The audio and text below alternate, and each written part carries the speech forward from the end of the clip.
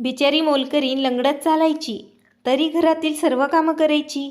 ती माझी मोलकरीण होती, पण मला तिच्या वेदनांची खूप काळजी वाटत होती. एके दिवशी मी तिला विचारलं, तुझ्या पायाला काही विलाज केला नाहीस का? तर ती म्हणाली, यावर विलाज आहे, पण माझी मदत कोणी करत नाही. मी म्हणाले, मी तुला नक्की मदत करेन. तू मला सांग, तुझा पाय कसा बरा होऊ शकतो? मग तिने खूप विचित्र गोष्ट मला सांगितली. ती म्हणाली, माझ्या पायाचा उपचार फक्त तुमच्याकडे आहे. तेव्हा मी म्हणाले, कसे? मग ती म्हणाली, तुम्ही मला तुमच्या पतीचा शर्ट देऊ शकता का? मी म्हणाले, तुझ्या पायाचा माझ्या पतीच्या शर्टशी काय संबंध आहे? मग ती म्हणाली, जर मी तुमच्या पतीचा शर्ट माझ्या पायाभोवती बांधला तर मी पूर्णपणे बरी होईन. मला तिच्या या विधानामागील कोणतेही तर्क समजले नाही. मी म्हणाले, माझ्या पतीचा शर्ट बांधून तुझा पाय कसा बरा होऊ शकतो? ती म्हणाली, तुम्ही मला शर्ट तर द्या आणि मग बघा काय होतं ते. तेव्हा मी माझ्या पतीचा शर्ट तिला देण्यासाठी आणला, कारण मला खात्री होती की असं काही होणार नाही. एकतर ती माझ्याशी मस्करी करत होती किंवा तिच्या मनात काही चुकीचं होतं. तेव्हा त्या मोलकरणीने माझ्या डोळ्यासमोर माझ्या नवऱ्याचा शर्ट तिच्या पायावर बांधला. तेव्हा फक्त 2 क्षण गेले असतील, जेव्हा मी माझ्या समोरचं दृश्य पाहून आश्चर्यचकित झाले, कारण ती खरोखरच न लंगडता चालू लागली. हे सर्व कसे घडले असे मी तिला विचारले असता तिने मला एक गुपित सांगितले. ती म्हणाली, तुझा नवरा खरं तर माझं नाव रिया आहे. मी खूप सुंदर दिसत होते. माझी आई म्हणायची की देवाने फक्त तुला सौंदर्य दिलंय, तुला देवाने बुद्धी दिली नाही. माझी आई मला सांगायची, जरा समजूतदार असल्यासारखं वागत जा. आजकालचे जग खूप वाईट आहे. मी कॉलेजमध्ये शिकत होते, पण तिथल्या एका मुलाने त्याच्या बोलण्यात मला इतके आकर्षित केले की मी त्याच्यासाठी काहीही करायला तयार झाले. पण शेवटच्या क्षणी माझ्या आईलाही याची माहिती मिळाली. आई मला म्हणाली, रिया, तुझ्या मूर्खपणामुळे तू आज आम्हा सर्वांची बदनामी केली असतीस. मी तुला कसं समजावू? तुझा या सगळ्यांवर विश्वास नाही. पण मला आई सांगते त्यावरती पूर्ण विश्वास होता. एके दिवशी तो मुलगा मला म्हणाला, रिया, मला तुझी माझ्या आईसोबत ओळख करून द्यायची आहे. असं म्हणून तो मला कॉलेजनंतर कुठेतरी घेऊन गेला. मी घरी खोटं बोलले आणि मी त्याच्याबरोबर गेले, पण त्याने मला त्याच्या आईसोबत ओळख करून देण्याऐवजी एका फ्लॅटवर नेले. तो मला तिथे का घेऊन गेला होता आणि त्याचा हेतू काय होता हे तुम्हा सर्वांना समजले असेलच. तेव्हा त्याची आई तिथे पोहोचली. त्यांनी त्यांच्या मुलाला 2 कानाखाली दिल्या आणि मला पण खूप काही बोलल्या. मला नंतर त्यांनी माझ्या घरी सोडलं. जेव्हा माझ्या आईला हा सर्व प्रकार कळला तेव्हा तिला धक्काच बसला. आई म्हणाली, तू वेडी आहेस का? असा विश्वास कसा ठेवतेस कोणावर पण? मी म्हणाले, आम्ही एकमेकांना पसंत करतो. माझ्या मनात त्याच्यासाठी एवढी दया नसली तरी जेव्हा त्याने माझी खूप प्रशंसा केली तेव्हा मला त्याचं बोलणं आवडलं. आम्ही खात्यापित्या घरातील होतो. मी त्याला खूप भेटवस्तूही दिल्या होत्या. माझी आई मला म्हणाली, तो मुलगा फक्त तुझा फायदा घेत होता आणि जर त्याने तुझा जास्तीत जास्त फायदा घेतला असता तर तुझ्याकडे काय उरले असते? नाहीतर काय झाले असते? देवाचे खूप खूप आभार, तू सुखरूप घरी परत आली आहेस. आईने मला अनेक गोष्टी समजावून सांगितल्या. त्या दिवसानंतर मी कोणत्याही मुलाशी मैत्री करणार नाही अशी शपथ घेतली होती, कारण माझ्या आईने मला समजावून सांगितले की पुरुषांना फक्त एकच गोष्ट हवी असते. त्या दिवसानंतर मी शपथ घेतली की मी पण आता हुशार होईन आणि पुन्हा कोणावरही पटकन विश्वास ठेवणार नाही. कदाचित मला काहीतरी मानसिक समस्या होती. मला लहान गोष्टी लवकर समजत नव्हत्या. जसे की कोणीतरी मला एकाच वेळी आवाज दिला तर मी त्यांचा आवाज ऐकू शकत नव्हते. मी डॉक्टरांना विचारले तेव्हा ते म्हणाले, तुमचा मेंदू कुमकुवत आहे, त्यामुळे तुमचे कान पण कुमकुवत आहेत. मला गणित समजत नव्हते. जर एखादा इंग्लिश चित्रपट दाखवला जात असेल आणि त्यात लोक खूप फास्ट इंग्लिश बोलत असतील तर मला ते इंग्लिश समजत नव्हतं. मी खूप कठीण असलेली कामे करू शकत नव्हते आणि एका वेळी फक्त एकच काम मी करू शकत होते. मी अशा लोकांपैकी नव्हते जे एकाच वेळी 2 किंवा 3 गोष्टी करू शकतात.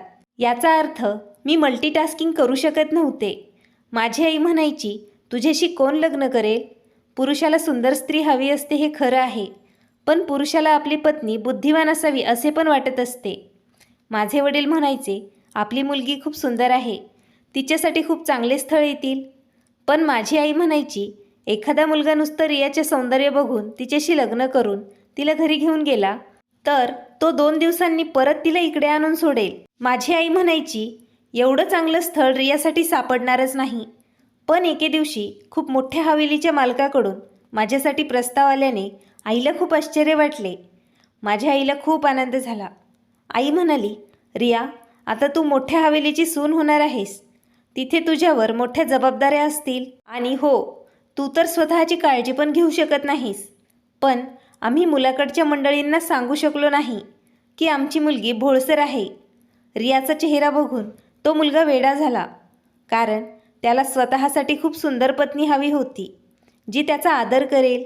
त्याच्या पत्नीला बघताच लोकांनी म्हणावं, राजीव, तू किती सुंदर मुलगी या घरात आणली आहेस. रियाच्या आईवडिलांनीही देवावर विश्वास ठेवून रियाचे लग्न राजीवसोबत लावून दिले. रियाची आई लग्नाआधी रोज 2 तास रियाशी बोलायची. त्या रियाला समजून सांगायच्या, रिया, तुला तिथे कसं राहायचं आहे, तिकडे तू पटकन कोणावरही विश्वास ठेवू नको. असो, आता रियाला सगळं समजलं होतं.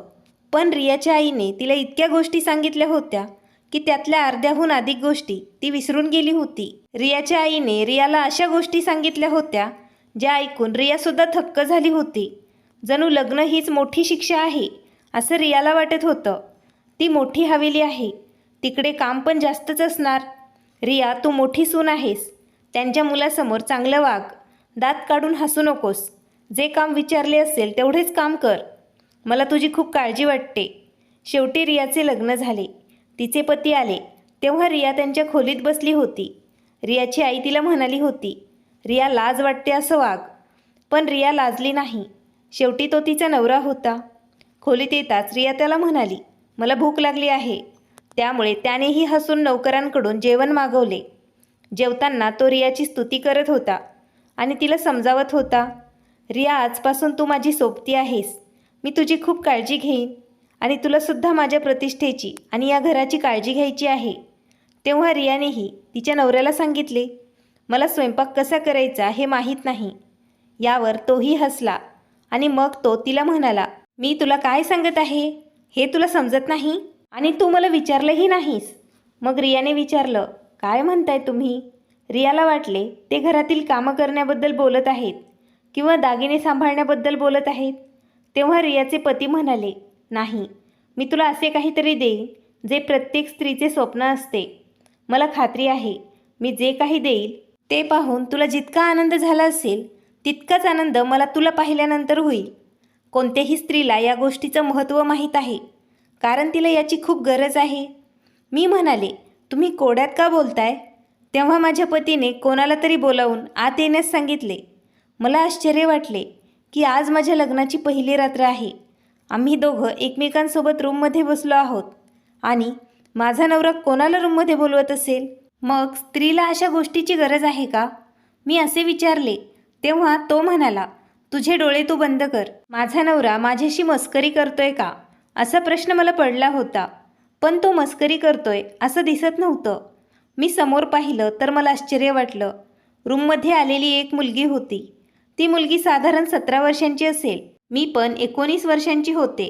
तिच्या दिसण्यावरून ती मला मोलकरीण वाटत होती आणि तीसुद्धा मस्तक टेकून उभा होती. माझे पती म्हणाले, रिया, हिचे नाव मेरी आहे. आजपासून ती तुझी दासी आहे. ती तुझ्या सर्व कामात मदत करेल. या वाड्यात इतर लोकही राहतात, त्यांना पण असा कोणी नोकर नाही. पण मी तुला मदतीसाठी एक दासी देत आहे, जेणेकरून ती तुझी सर्व कामं करेल आणि तुला या हवेलीचे नियम पण शिकवेल. हे पाहून मला खूप आनंद झाला, कारण मी विचार करत होते की मी एकटीने सर्व काही कसं सांभाळावं. आईने मला खूप टेन्शन दिलं होतं. लग्न झालं तर काय करणार तू? मोठ्या हवेलीची सून होणार आहेस. मोठ्या हवेलीची सून बनणं काही सोपं काम नाही. पण इथे आल्यानंतर मला एक मोलकरीण गिफ्ट मिळाली, जी मला सर्व काही शिकवू शकते. आणि मी एकटी नव्हते. मी तिला सांगितल्याप्रमाणे ती करत असे. ती मुलगी मला म्हणाली, हॅलो. तेव्हा मी पण तिला हॅलो म्हणाले. त्यानंतर ती मुलगी तिथून निघून गेली आणि नवऱ्याने मला विचारले, रिया, तुला ते गिफ्ट कसे वाटले? तर मी म्हणाले की मला तुम्ही दिलेलं गिफ्ट खूप आवडलं आहे आणि फक्त हवेलीचा मालकच अशी भेटवस्तू देऊ शकतो. आता मी खूप आनंदी आहे. रियाचे पती म्हणाले, रिया, तू राजीव सिंगची पत्नी आहेस, यात काही विनोद नाही. आता यापुढे तुला अशाच भेटवस्तू मिळत राहतील. म्हणूनच तयार राहा आणि माझ्यासोबत आनंदी आयुष्य जग. मी तुला एवढा आनंद देईल की तुलाही आश्चर्य वाटेल. आणि अर्थातच तो तसं करू शकतो. तो देखणा आणि हुशारही होता. जर त्याने मला सोन्याचा सेट दिला असता तर कदाचित मला त्याचा फारसा फायदा झाला नसता, कारण तो कुठेतरी पडून राहिला असता. पण त्याने माझ्या आईची सर्व शब्द चुकीचे सिद्ध केले होते आणि मला खूप आराम दिला होता. पण या मुलीला सकाळी काम करताना पाहिल्यावर मला आश्चर्य वाटले, कारण ती गरीब मुलगी लंगडी होती. तिच्या पायात काहीतरी दोष होता, तरीही ती काम करत होती आणि तिला काम करणे खूप कठीण जात होते. मी तिच्याजवळ गेले आणि तिला विचारले, तुझ्या पायाला काय झाले? मग ती म्हणाली की माझा पाय लहानपणापासूनच असा आहे. मी म्हणाले, हे सर्व काम तू का करतेस? तुझ्या घरी दुसरं कोणी नाही का? तर ती म्हणाली, मी लाचार आहे मालकीन, मला हे काम नाईलाजाने करावे लागत आहे. मी म्हणाले की मी आजच माझ्या पतीशी बोलेन. जर तुला पैशांची गरज असेल तर आम्ही तुला पैसे देऊ, पण हे सर्व काम तुला एकटीला करता येणार नाही. जो पती एका मोलकरणीची व्यवस्था करू शकत होता तो दुसऱ्या मोलकरणीची व्यवस्था पण करू शकत होता. हिला तर नीट चालता पण येत नाही, पण आम्ही तिला कामावरून काढून दुसऱ्याला कामावर ठेवले असते तर मला काही पर्वा नव्हती. पण मी हे बोलता क्षणी ती माझ्या पायाशी बसली. हे पाहून मी आश्चर्यचकित झाले आणि लगेच मागे सरकले. ती म्हणू लागली, मालकीन, मी मोठ्या साहेबांशी खोटं बोलले आहे. मी एका पायाने अपंग असल्याचे त्यांना सांगितले नाही. मी त्यांच्यासमोर हे सत्य येऊ दिले नाही. त्यांना वाटते की हा एक छोटासा दोष आहे, पण खरं सांगायचं तर ही गोष्ट त्याहून मोठी आहे. जर त्यांना हे सर्व माहीत असतं तर त्यांनी मला ही नोकरी कधीच दिली नसती. आणि मालकीन, मला या कामाची नितांत गरज आहे. हे तुम्ही त्यांना कधीच सांगणार नाही. ही तुमची खूप मोठी कृपा असेल माझ्यावर.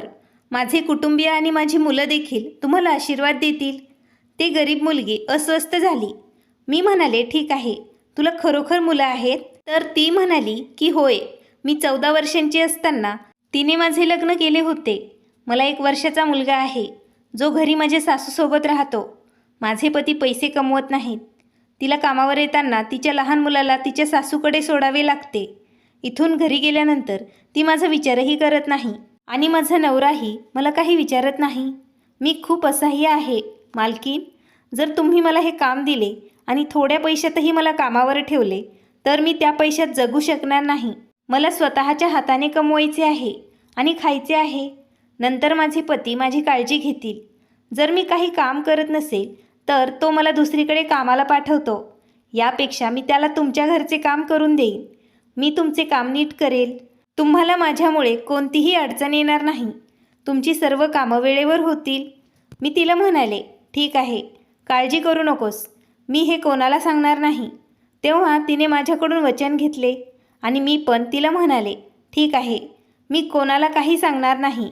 ती गरीब मुलगी खूप असहाय्य दिसत होती, म्हणूनच मी पण माझ्या पतीशी याबद्दल बोलले नाही.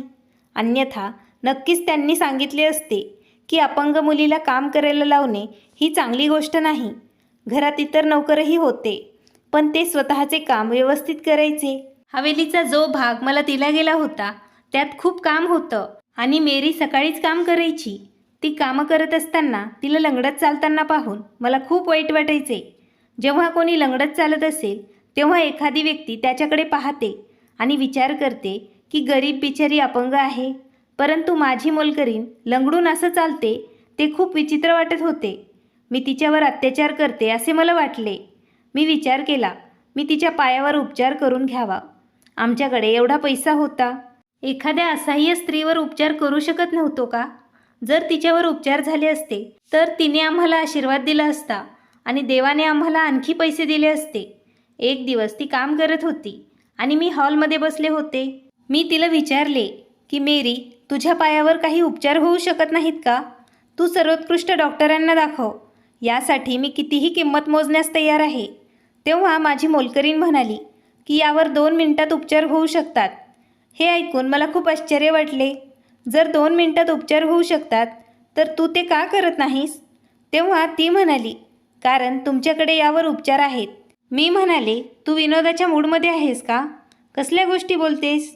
माझ्याकडे उपचार असेल तर मला कळव. त्यामुळे तिने मला असे काही सांगितले की मी ते ऐकून थक्क झाले. ती म्हणाली, मालकीन, तुमच्या नवऱ्याने वापरलेला एक शर्ट तुम्ही मला द्या. तो शर्ट मी माझ्या पायाला बांधताच माझा पाय पूर्णपणे बरा होईल. मी म्हणाले, कसल्या बालिश गोष्टी बोलत आहेस तू? हे कसे शक्य होईल? तेव्हा तिने मला सांगितले की तुझा नवरा आमच्या गावातील खूप जुना आणि प्रस्थापित वैद्य आहे आणि त्याचे वडीलही त्यांच्यासारखेच वैद्य होते. त्यामुळे त्यांच्या आशीर्वादामुळे मालकांवरती काही परिणाम झाले आहेत. त्यामुळेच मी तुला बोलते, ते पूर्णपणे सत्य आहे. तुम्हाला माझ्यावर विश्वास बसत नसेल तर मला मालकांचा एक शर्ट द्या आणि तुम्ही स्वतःच्या डोळ्यांनी बघा. आता मी कशाला तिच्याशी वाद घालणार? मी तिला म्हणाले, हो, लवकरच कळेल काय खरं आणि काय खोटं. मी खोलीत गेले आणि माझ्या पतीचा वापरलेला शर्ट बाहेर काढला. मी म्हणाले, मला आता 2 मिनिटात उपचार झालेले तू दाखव आणि काही झाले नाही तर मी तुझ्याशी कधीही बोलणार नाही. तू माझा वेळ वाया घालवतेस आणि मला फसवत आहेस असं मला वाटेल. तसं तर लोक मला आयुष्यभर मूर्खच समजत होते. आता जर माझी स्वतःची मोलकरीण माझ्याशी अशी चेष्टा करत असेल तर मला राग आला असता आणि मी इतर लोकांसमोर काही बोलू शकले नाही, परंतु मी तिच्यावर ओरडू शकले असते. तेव्हा ती मला म्हणाली, देवा देवा, मी असं का करू? मालकीन, तुम्हाला मूर्ख बनवणारी मी कोण आहे? तुम्ही आताच बघा, मी खरं बोलते. असं म्हणत तिने माझ्या पतीचा शर्ट एका पट्टीत दुमडला आणि तिच्या वरच्या पायाभोवती तो बांधला. जेव्हा ती शर्ट तिच्या पायाला बांधत होती तेव्हा ती जमिनीवर बसली होती, पण जेव्हा ती उभी राहिली तेव्हा तिला पाहून माझ्या पायाखालची जमीनच निघून गेली, कारण ती एकदम सरळ उभा होती. मी तिला म्हणाले की तू अगोदर पण उभा राहू शकत होतीस ना? आता प्लीज चालत जा आणि मला दाखव. माझं बोलणं ऐकून ती थोडी घाबरली होती, कारण ती या सर्व गोष्टी मोठ्या आत्मविश्वासाने मला सांगत होती. पण जेव्हा तिने मला चालून दाखवले तेव्हा मला खूप आश्चर्य वाटले. ती एकदम बरी झाली होती. मी तिच्याकडे नीट कटाक्ष टाकला आणि इकडे तिकडे चालत जाऊन तिला येऊन दाखवायला सांगितले. तेव्हा ती सामान्य माणसांसारखी चालत होती आणि आनंदाने रडतही होती. मग मी तिला म्हणाले, एवढी साधी गोष्ट होती तर तू मला आधी का नाही सांगितलीस? तुझी समस्या केव्हाच दूर झाली असती. ती म्हणाली, मला कसं कळणार? तुम्ही रागावल्या असत्या तर? कोणती स्त्री आपल्या नवऱ्याचा शर्ट अशी कोणाला देईल का? आजकाल कोणी कोणावर विश्वास ठेवत नाही. तेव्हा रिया म्हणाली, मूर्ख आहेस का? तुझा पाय बरा झाला आणि मी शर्ट दिल्याने तुझा पाय बरा झाला आहे, तर त्यामुळे मला काय त्रास होईल? मी तिला मदत केल्याबद्दल तिच्या मनात आनंद झाला, कारण मला पहिल्या दिवसापासून तिला मदत करायची होती. ती खूप चांगली होती. तिने माझी खूप काळजी घेतली. मी तिला जे काही काम करायला सांगितले ते तिने आनंदाने केले.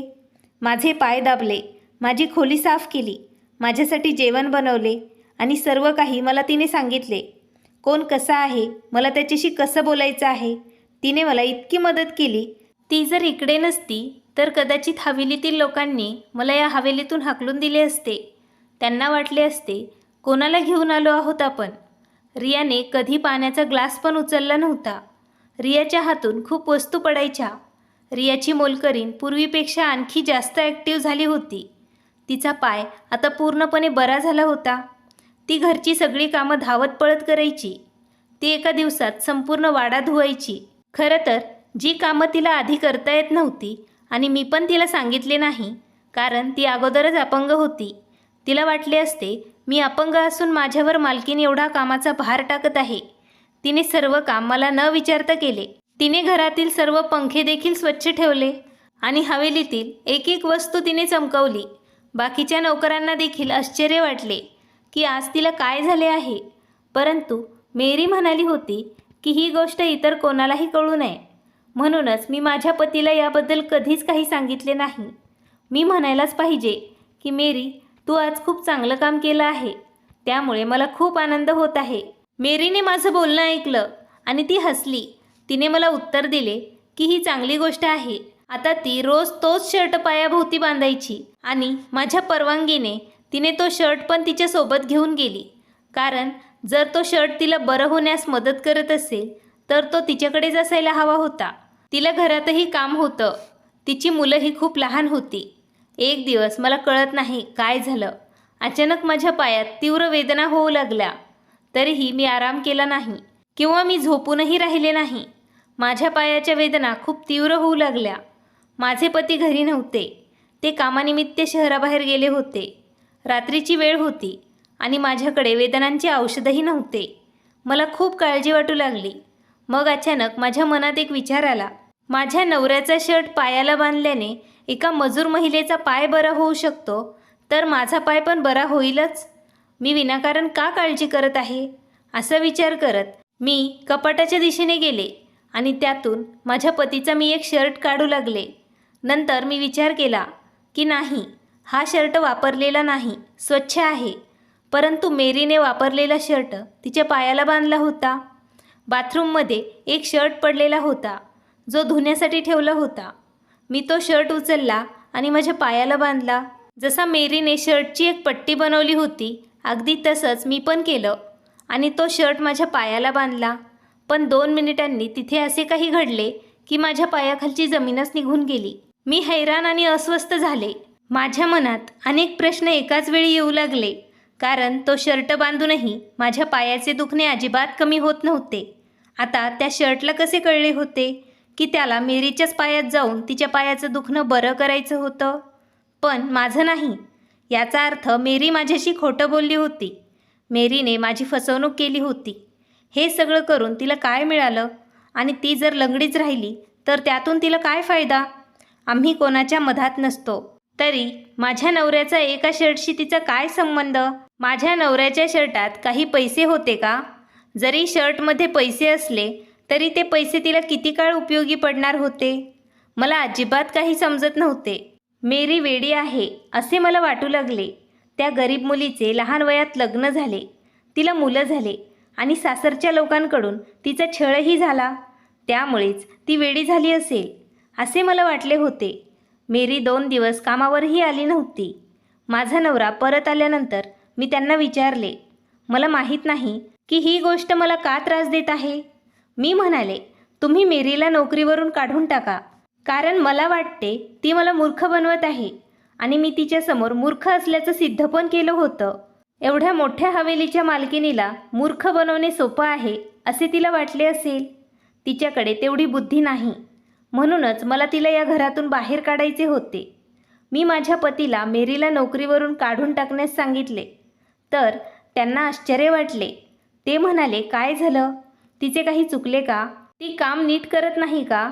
कारण माझ्या पतीने सांगितले की मेरी खूप चांगल्या कुटुंबातून आली आहे आणि म्हणूनच मी तिच्यावर खूप विश्वास ठेवला आहे. अनेकदा आपण ज्यांच्यावर विश्वास ठेवतो असेच लोक आपल्याला चुकीचं ठरवतात. मग मी म्हणाले, ही विश्वासाची गोष्ट नाही. बिचारी मुलगी लंगडत चालते. अशा स्थितीत आपण तिला हवेलीची सर्व कामे करायला लावणे म्हणजे दडपशाहीच आहे, नाही का? जेव्हा मी खुर्चीवर बसते आणि तिच्याकडे पाहते, तेव्हा मला तिला असं काम करताना पाहून योग्य वाटत नाही. ती गरीब बाई तिच्या परिस्थितीमुळे हे काम करते. माझे बोलणे ऐकून माझ्या नवऱ्याने आश्चर्याने माझ्याकडे पाहिले की मी कोणाबद्दल बोलत आहे. कोण मजूर? कोण आहे तो? असे त्यांनी विचारले असता मी म्हणाले, अजून कोण? मेरी. ती पायाने अपंग आहे. तेव्हा रियाचा नवरा म्हणाला की तिचा एकही पाय खराब नाही. तुला कोणी सांगितले? मी म्हणाले, ती तुमच्याशी खोटं बोलली आहे. तिच्या पायाला त्रास आहे, परंतु प्रत्यक्षात ती गरिबीमुळे हताश झाली आहे. माझ्या पतीने मला सांगितले, नाही, असे काही नाही. ती नीट चालते, जसे तू आणि मी चालतो तसं. तिच्या पायात काही प्रॉब्लेम नाही. कसल्या गोष्टी बोलतेस तू? माझ्या पतीने मला कुठेतरी हरवलेलं पाहून विचारलं, मेरी अपंग असल्याचं का सांगितलेस मला? आता काय घडले ते तू मला सांग. मी माझ्या पतीला सगळं सांगितलं. तेव्हा माझे पती डोकं धरून बसले. माझ्या पतीने सांगितले, रिया, आपल्या कुटुंबातील कोणाचाही अशा गोष्टींशी काही संबंध नाही. इथे आम्ही मालक आहोत. आम्ही साधारण माणसं आहोत. तुला कसं काही माहीत नाही? तिने तुला फसवले. तिने शर्ट का घेतला हे मला माहीत नाही. रिया विचार करू लागली. तिच्या पतीच्या शर्टचं ती मोलकरीण काय करेल? ती रियाच्या नवऱ्यावर जादू करेल का? कारण जेव्हा जादूटोणा केला जातो तेव्हा एखाद्याच्या वापराच्या गोष्टी दिल्या जातात आणि मग ते त्यांच्यावर जादूटोणा करतात. पण कसली जादू करणार होती ती? मग मी म्हणाले, ती असं करत असेल, तिचा कोणी शत्रू असेल का? असे मला वाटत नाही. मग ती शर्ट घेऊन का गेली आहे हे अजूनही माझ्या लक्षात येत नव्हते.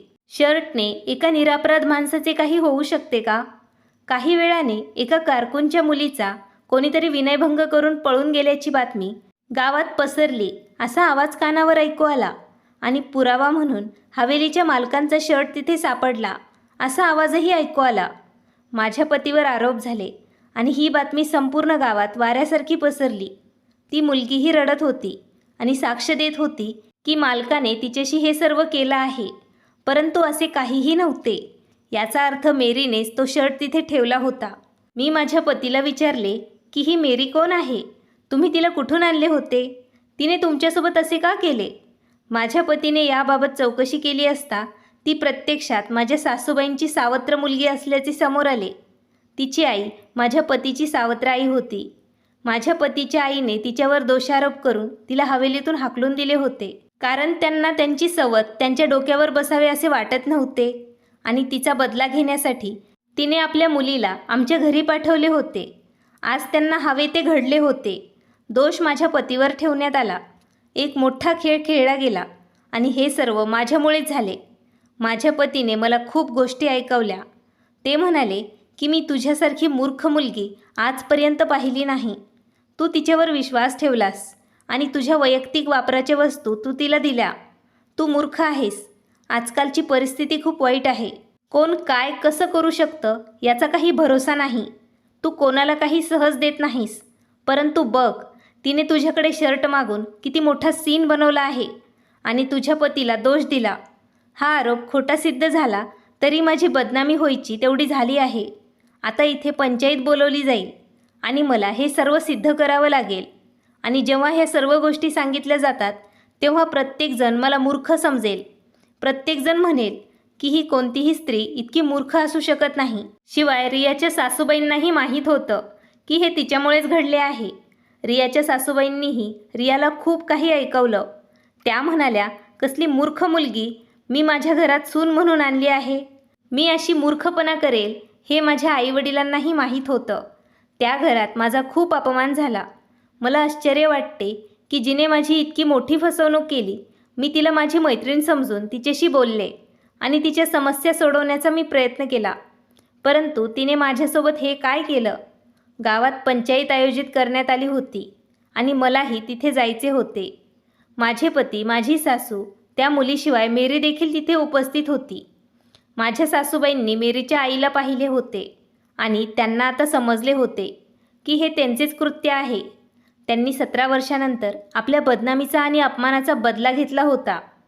मेरी कुमारी होती. तिचे लग्न अजून झाले नव्हते. ती खोटं बोलत होती.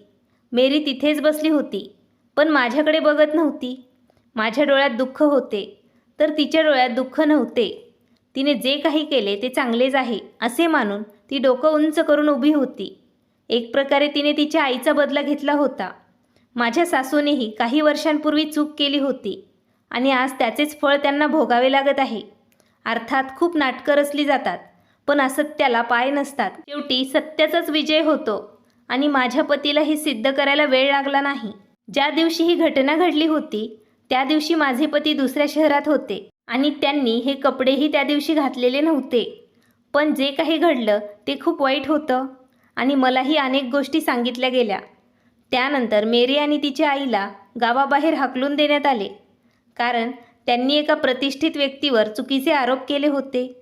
त्यांच्यासोबतही वाईट गोष्टी घडल्या. आम्ही तिला पुन्हा गावात कधीच पाहिले नाही. पण माझ्यासोबत एक वाईट गोष्ट घडली. त्यानंतर माझ्या पतीने मला कधीही मोलकरीण घरात ठेवू दिली नाही. त्यानंतर घरातील सर्व कामं मी स्वतः करायचे. मी माझ्या पतीला किती वेळा सांगितले की मी असे परत काही करणार नाही. त्यांनी माझ्यावर विश्वास ठेवावा, पण आता त्यांचा माझ्यावर विश्वासच नव्हता आणि त्यांनी माझ्यावर विश्वास देखील करू नये, कारण मी केलेलं कृत्य अक्षम्य होतं. लोक मला अजूनही मूर्ख म्हणतात आणि माझ्याबद्दल ही धारणा कशी बदलायची हे मला समजत नाही. म्हणूनच मी माझ्या स्वतःच्या व्यवसायात आता विचार करू लागले आणि मी शपथ घेतली की मी एखाद्या व्यक्तीला ओळखत नाही तर मी कधीही त्याच्याशी बोलणार नाही. मग मी आशावादी झाले. देवाने मला एकाच वेळी 2 मुलं दिले. माझा मान परत मला मिळाला. सोबतच माझी बुद्धीही परत आली, कारण या मुलांनी मला खूप त्रास दिला आणि मला घरात मदत करणारं कोणीही नव्हतं. पण तरीही मी म्हणेन की माझ्याकडे एक चांगला पती होता, ज्याने मला अजूनही मदत केली. माझ्यामुळे तो इतका बदनाम झाला होता की त्याची प्रतिष्ठा पणाला लागली होती. मित्रांनो, तुम्हाला ही कथा कशी वाटली ते तुम्ही कमेंट करून नक्की कळवा. आवडल्यास नक्की लाईक करा, तुमच्या मित्रांना शेअर करा आणि नवीन असाल तर चॅनल सबस्क्राईब करा. धन्यवाद.